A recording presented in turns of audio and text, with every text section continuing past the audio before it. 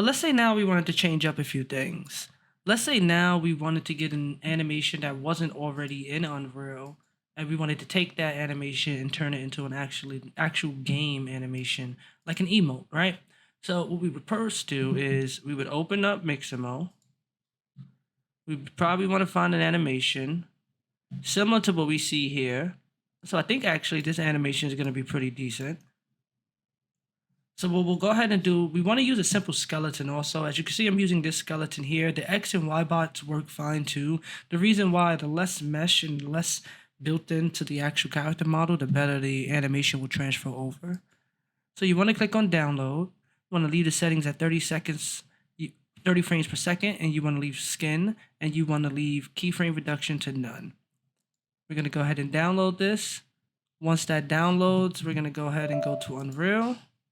And then in Unreal, we're going to open the folder of that particular download.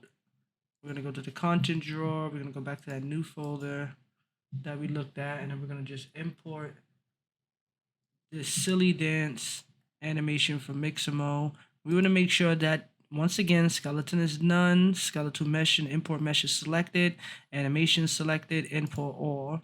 This way we'll get exactly what Mixamo is providing. We'll get it sent into here. And if we click on the actual skeleton dance, we see that we have it playing.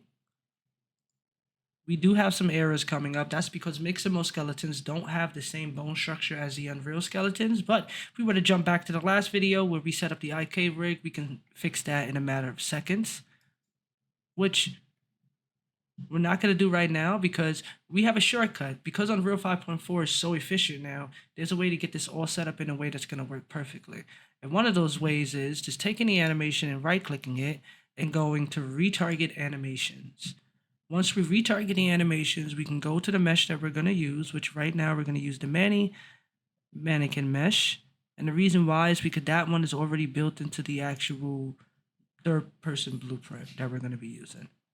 We're going to select the animation, and then we're going to go to export animation.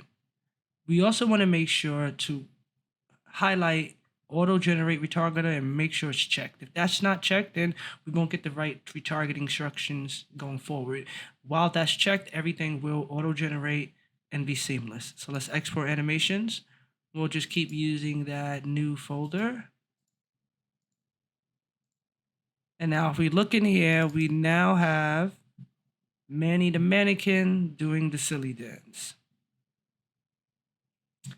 Okay, so now that we have him doing the silly dance, how do we get that into the third person character, right? We need that to actually play in the game because right now it won't. So we want to go to the third person character down at the bottom and go to the blueprints and click on third person character blueprint. We want to go to the mesh, make sure the mesh is all set up, and then we want to go down to the event graph. In the event graph, we want to click right click and we want to go to input, and then we want to go to emote. Okay, so this emote is already set up because if we go to file and go to edit and go to project settings, and then we go down to the input section down here at the bottom, we can see that I already put in the emote by pressing the tab button. As of right now, if we go in and try to press the tab button, nothing will happen because we have no animation set up. But how do we fix that? Is we want to go ahead and put this input emote, which I think I changed the name, so now we can actually change that. We want to go ahead and press stop the movement so the character doesn't move around while the emote is playing.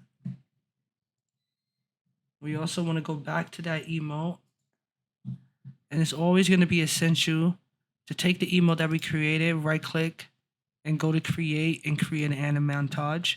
And the reason why it's always going to be crucial to do that is because with the anim montage, we're telling the skeletal mesh to enter one transition and exit out another transition. When you're just using an animation, it's either going to loop or it's not going to tell the blueprint to transition back to the idle state, which will get you into a T-pose or frozen character, and that's not what we want. So what we'll do here is we'll go to play montage. We'll go ahead and select that montage and then drag it here. And then just for good measure, we will click a do once node And the reason why we want to do once node is we don't want to spam the emote. We want it to play once and then stop. We'll click a delay node here. And the reason why we want to add a delay node is we want to start the movement only after the animation is completed.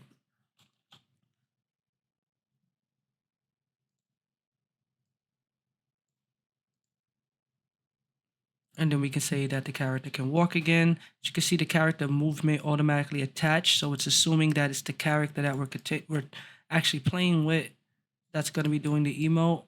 If this wasn't attached to it, then it would assume that it's a random character and not pick up anybody. With this all set up now, if we go back to the third character blueprint and press play, and I go ahead and press tab, we now have our character doing a simple emote. And then the character transitions back into the idle. And we can always clean that up. We can always do an idle to emote and emote to idle transition where it smoothly goes from one thing to another. But as you can see, once we do play it, oh, if we did a do once, that means we can only technically do it once. What we want to do is we want to connect the end of this, maybe after delay of 0.7, which is less than a second, but it gives enough time visually to not just jump right back into another emo after it's finished. And then with that delay there now, and it goes back into the reset, now we can do the emote. We can't move around. And then once it's done, we can do it again. And this is looking good. And that is it. That is how you insert a animation from Mixamo, set it up in the blueprint to do a simple emote if you were playing a game, think of Fortnite or Call of Duty.